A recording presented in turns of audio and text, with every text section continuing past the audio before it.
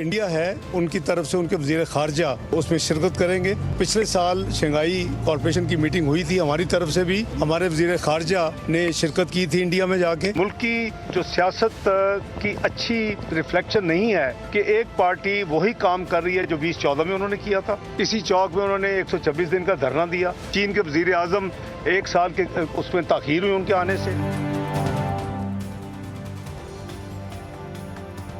ابھی دیر نہیں ہوئی، ان کو اپنی غلطی کو درست کرنا چاہیے۔ پی ٹی آئی 15 اکتوبر کی کال واپس لے کیونکہ یہ ان کے بھی مفاد ہے۔ نائب وزیر اعظم اسحاق ڈار نے کہا پاکستان ایس سی او کے سربراہ اجلاس کے شرکاء کا خیر مقدم کرنے کے لیے تیار ہے۔ بھارتی وزیر خارجہ کی طرف سے 2 طرفہ ملاقات کی کوئی درخواست موصول نہیں ہوئی۔ وفاقی وزیر اطلاعات عطا تارڑ کا کہنا تھا کہ شنگھائی تعاون تنظیم اجلاس پاکستان کے لیے گیم چینجر ثابت ہوگا۔ اجلاس علاقائی تعاون کے حوالے سے اہم فورم ہے۔ پہلے بانی پی ٹی آئی سے ملاقات، پھر کوئی دوسری بات۔ تحریک انصاف نے بڑی شرط حکومت کے سامنے رکھ دی۔ تحریک انصاف کے رہنما شیخ وقاص اکرم کہتے ہیں احتجاج ملتوی کروانا ہے تو بانی پی ٹی آئی سے ملوانا ہوگا۔ احتجاج کے دوران کوئی نقصان ہوا تو ذمہ دار حکومت ہوگی۔ پی ٹی آئی کی بانی سے اڈیالہ جیل میں ملاقات کی درخواست وزارت داخلہ کو موصول ہو گئی۔ بیرسٹر گوہر اور حامد رضا کی بانی سے جیل میں ملاقات کی درخواست کی گئی ہے۔ آخری مرتبہ وکلا کی بانی پی ٹی آئی سے اڈیالہ جیل میں ملاقات 3 اکتوبر کو ہوئی۔ فوری ملاقات کرنے کی اجازت دی جائے۔ درخواست کا متن۔ پاکستان کے شنگھائی تعاون تنظیم کے سربراہی اجلاس کی میزبانی، مہمانوں کی آمد کا سلسلہ جاری۔ بھارت اور چین سمیت مختلف ممالک کے سرکاری وفود پاکستان پہنچ گئے۔ روس، بیلاروس، قازقستان، کرغزستان، تاجکستان اور ازبکستان کے وزرائے اعظم بھی اجلاس میں شریک ہوں گے۔ ایران کے اول نائب صدر، بھارت اور ترکمانستان کے وزرائے خارجہ بھی پاکستان آئیں گے۔ وزیر اعظم شہباز شریف کے مہمان وفود کے سربراہان کے ساتھ 2 طرفہ ملاقاتیں بھی ہوں گی۔ شنگھائی تعاون تنظیم کے سربراہی اجلاس کی بھرپور تیاریاں جاری۔ برقی قوموں سے سجا دیا گیا۔ سیکیورٹی کا کڑا پہرا۔ سیکیورٹی پاک فوج کے سپورٹ۔ ریڈ زون میں کسی بھی قسم کی سرگرمیوں پر مکمل پابندی۔ شادی ہالز، ہوٹلز اور ریسٹورنٹس بھی بند رہیں گے۔ اسلام آباد ٹریفک پولیس نے پلان پر عمل درآمد شروع کر دیا۔ 1100 سے زائد ٹریفک اہلکار فرائض سر انجام دیں گے۔ جڑواں شہروں میں میٹرو بس سروس بھی بند رکھنے کا فیصلہ۔ شنگھائی تعاون تنظیم اجلاس کے لیے غیر ملکی وفود کی آمد کا سلسلہ جاری۔ بھارت کا 4 رکنی سرکاری وفد اور روس کا 76 رکنی وفد اسلام آباد پہنچ گیا۔ شنگھائی تعاون تنظیم کے 7 نمائندوں کی بھی پاکستان آمد۔ تمام مہمان سخت سیکیورٹی میں ہوٹل منتقل۔ عوامی جمہوریہ چین کے وزیر اعظم لی چونگ کل اسلام آباد پہنچیں گے۔ نور خان ایئر بیس آمد پر وزیر اعظم شہباز شریف چینی ہم منصب کا استقبال کریں گے۔ چین توانائی کے شعبوں میں اربوں ڈالر کی سرمایہ کاری کر رہا ہے اور چینی آئی پی پیز پاکستان میں بڑے سرمایہ کار ہیں۔ اسلام آباد میں چائنا چیمبر آف کامرس کی تقریب سے خطاب کرتے ہوئے وفاقی وزیر خزانہ محمد اورنگزیب نے کہا کہ چین کی ترقی دنیا کے لیے مثال ہے اور ہم سی پیک فیز 2 کو آگے بڑھانے کے لیے پرعزم ہیں۔ سی پیک کے تحت توانائی کے منصوبے لگائے گئے۔ سی پیک اور نان سی پیک منصوبوں سے توانائی کے مسائل ختم ہوئے۔ بانی پی ٹی آئی اسرائیل گٹھ جوڑ ایس سی او اجلاس کو سبوتاژ کرنے کے لیے سرگردہ۔ بانی پی ٹی آئی صہیونی مفادات کے تحفظ کے لیے کام کر رہے ہیں۔ سندھ کے وزیر اطلاع شرجیل انعام میمن کہتے ہیں پی ٹی آئی قیادت ملک دشمنوں کے ایجنڈوں پر عمل پیرا ہے، ملک کی سلامتی پر دشمن کے مفادات کو ترجیح دیتی ہے۔ چیئرمین پیپلز پارٹی بلاول بھٹو اور صدر نون لیگ نواز شریف کا ٹیلی فونک رابطہ۔ رہنماؤں کی 26ویں آئینی ترمیم کے حوالے سے سیاسی جماعتوں کے اتفاق رائے پر گفتگو۔ بلاول نے نواز شریف کو جے یو آئی پی سے آئینی ترمیم پر ہونے والی پیش رفت سے متعلق آگاہ کیا۔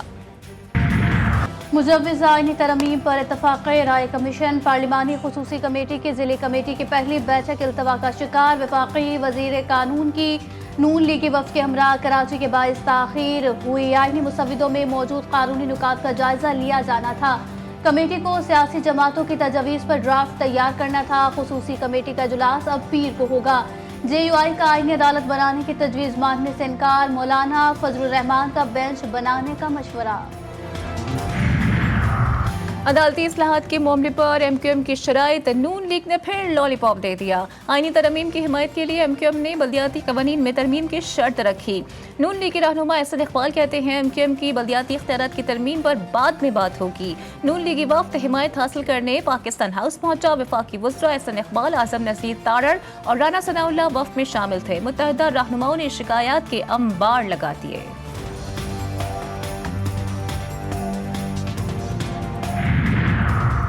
ہم اپنی آنے والی نسلوں کے لیے اہداف حاصل کرنے کی کوشش کرتے ہیں. تاریخ ان کے لیے ناگوار ہے جو سمجھتے ہیں سیاست کا آغاز کرکٹ ورلڈ کپ سے ہوتا ہے.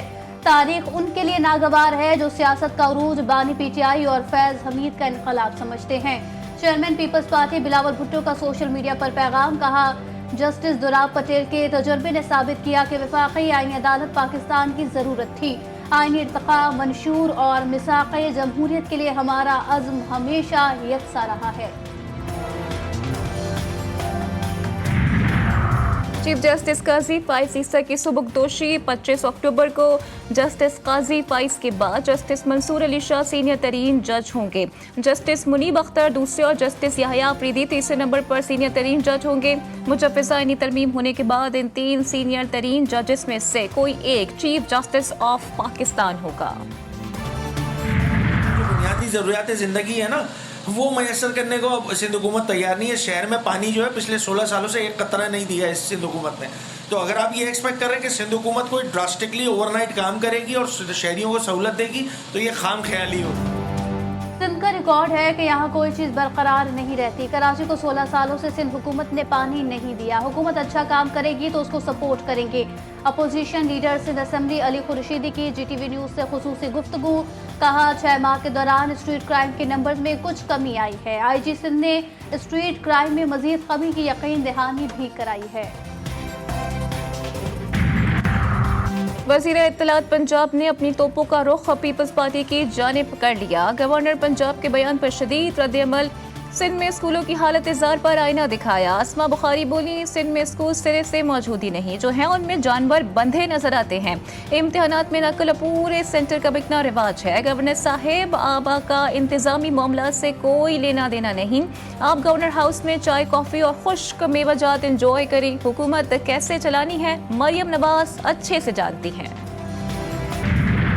سہونی فوج کی لبنان میں درندگی جاری. بیروت کے علاقے میں ملبے سے مزید 17 شہریوں کی لاشیں ملی. حملوں میں مزید 32 شہری شہید ہوئے. نباتیہ میں بازار کو نشانہ بنایا. بیروت جنوبی لبنان کے شمالی علاقوں زاہیہ بیک اور سیدون میں بھی شدید بمباری. حزب اللہ کی بھی بھرپور جوابی کارروائی. سہونی فوج پر 150 سے زائد حملے کر ڈالے. حیف اور اسرائیل کے زیر قبضہ سرحدی علاقوں پر بھی راکٹ داغے گئے. کئی سہونی فوجی ہلاک اور زخمی. غزہ میں سہونی فوج کی جارحیت. مزید 14 فلسطینی شہید. سہونی فوج کی شمالی اور وسطی غزہ پر شدید بمباری. نصیرات میں 6 بچوں سمیت 8 فلسطینی جان سے گئے. جبالیہ میں 4 فلسطینیوں کو شہید کر دیا گیا. مقبوضہ بیت المقدس میں بھی سہونی فوج نے 2 فلسطینیوں کو گولی مار کر شدید زخمی کر دیا. شہداء کی مجموعی تعداد 42,227 تک جا پہنچی. ایران کی لبنان کے لیے طبی امداد کا سلسلہ جاری. ہلال احمر کے مطابق ایران نے امدادی سامان کی چوتھی کھیپ لبنان پہنچا دی. ایران نے شام میں اسرائیلی حملے میں تباہ ہونے والے فیلڈ اسپتال کی جلد تعمیر نو کا بھی اعلان کیا. اپنا جہاز خود اڑا کر ایران سے بیروت پہنچنے والے ایرانی پارلیمنٹ کے اسپیکر باقر غالباف نے کہا کہ اگر لبنان کی فضائی حدود کھل جائے تو فوری طور پر لبنان کے لیے مزید امداد بھیجیں گے. امریکہ میں صدارتی انتخاب کی دوڑ جاری. صرف 3 ہفتے باقی. جنوبی ریاستوں میں طوفان سے بدترین صورتحال. 2 طوفانوں نے انفراسٹرکچر کو تہس نہس کر دیا. انتخابی عملے کو پولنگ کی جگہوں پر پہنچنے والے نقصان کا اندازہ لگانے میں وقت درکار. تباہ شدہ ڈھانچوں نے حکام کے لیے انتخابات کا منصفانہ انعقاد مشکل بنا دیا. کراچی میں سندھ رواداری مارچ اور مذہبی جماعتوں کی ریلی. مظاہرین کی ریڈ زون میں داخلے کی کوشش. کارکنوں کی پولیس سے جھڑپیں. ایک شخص جاں بحق. ایک پولیس اہلکار زخمی. احتجاج کے باعث میٹروپول ہوٹل اور اطراف کا علاقہ میدان جنگ بن گیا. نامعلوم مشتعل افراد نے پولیس موبائل کو آگ لگائی. پولیس نے دفعہ 144 کی خلاف ورزی پر 50 سے زائد مظاہرین کو حراست میں لیا. کئی گھنٹوں بعد رینجرز اور پولیس نے سڑکیں ٹریفک کے لیے کھول دیں. اپنی چھت اپنا گھر پروگرام کی منظوری. وزیر اعلیٰ پنجاب مریم نواز کی زیر صدارت اہم اجلاس میں بھاٹا کا معاہدہ سائن کرنے کی اجازت دے دی گئی. اپنا گھر پروجیکٹ میں گھر بنانے کے لیے 2,80,000 درخواستیں موصول.